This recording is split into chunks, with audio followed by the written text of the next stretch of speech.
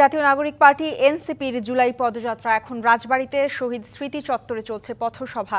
সবশেষ পরিস্থিতি জানাতে আমাদের সাথে যুক্ত হচ্ছেন সহকর্মী আরিফুল ইসলাম।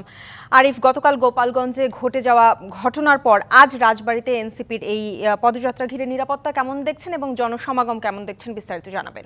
আমাদের জুলাইয়ের অগ্রণী ভূমিকা আমাদের বোনেরা রেখেছিল, আমাদের বোনেরা আছে, আমাদের বোনেদের ওইখানে আমরা একটু পুরুষরা সরে যাই। আপনি যেটা করেছেন প্রশাসনের ভাইদেরকে দৃষ্টি আকর্ষণ করছি, আমাদের জুলাইয়ের অগ্রণী ভূমিকা রেখেছে আমাদের বোনেরা। তার প্রেক্ষিতে কিন্তু আইন শৃঙ্খলা বাহিনী বলা যায় জায়গাতে যে জায়গাগুলোতে আজকে কর্মসূচি, সেই কর্মসূচির মোতাবেক যে জায়গায় সমাবেশ মঞ্চ বসানো হয়েছে সে তার আশেপাশে আইন শৃঙ্খলা পরিস্থিতি বা আইন শৃঙ্খলার যে নিরাপত্তা যে জোরদার করা, সেই বিষয়টা কিন্তু আমরা সব জায়গাতেই দেখেছি। বিশেষ করে মঞ্চের আশেপাশে যে ভবনগুলো রয়েছে সেই ভবনের উপর পুলিশের যে জোরদার করা, শুধু পুলিশ নয়, সেনাবাহিনী, বিজিবি সহ আমরা দেখেছি নৌবাহিনীর সদস্যরাও তারাও কিন্তু নিরাপত্তা দিয়ে যাচ্ছেন। এমনকি এখন যেহেতু রাজবাড়ীতে তারা এই আজকের যে পদযাত্রা দেশ করতে জুলাই পদযাত্রা, সেই পদযাত্রার অংশ হিসেবে আজকে এই রাজবাড়ীতে তাদের কর্মসূচি। এখন পর্যন্ত তারা মঞ্চে আসেননি, তবে কিছুক্ষণের মধ্যে যারা তৃণমূল পর্যায়ে যারা নেতাকর্মী রয়েছেন তারা বক্তব্য দিচ্ছেন। সেই বক্তব্যের মাধ্যমেই বিষয়গুলো যেটা হচ্ছে যে গতকাল যে ঘটনা ঘটেছে এই গোপালগঞ্জে, সেই ধরনের বা গোপালগঞ্জ থাকবে না, গোপালগঞ্জে আওয়ামী লীগ থাকবে না, গোপালগঞ্জ থাকবে না, এই ধরনের বক্তব্য কিন্তু আসলে বেশিরভাগ ক্ষেত্রে উঠে আসছে।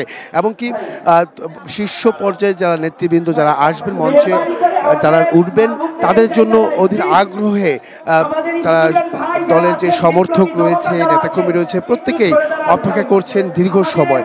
আর এই তারা বলছেন যে আর 2 থেকে 3 মিনিট বা 5 মিনিটের মধ্যে তারা মঞ্চে উঠবেন, এমনকি পর্যায়ক্রমে শীর্ষ পর্যায়ের নেতৃবৃন্দরা তারা বক্তব্য দিবেন। এছাড়াও আমরা রাজবাড়ীতে যে বিষয়টা আমরা লক্ষ্য করেছি সেটা হচ্ছে নারী পুরুষ প্রত্যেকের মধ্যে একটা উন্মাদনা কাজ করছে বা একটি দেখার আগ্রহ কাজ করছে, তারা এসে কি ধরনের বক্তব্য দেন সেই বিষয়গুলো। মূলত আজকে সারাদিন তাদের সঙ্গে পদযাত্রার যে বিষয়টি আমরা নিশ্চিত করে বলতে পারবো সেটা হচ্ছে যে তাদের গতকালকের যে ঘটনা, সেই ঘটনার রেশ ধরে প্রত্যেকেই তাদের কাছে আসছেন, কথা বলার চেষ্টা করছেন, গতকালকে ঘটনা জানার চেষ্টা করছেন।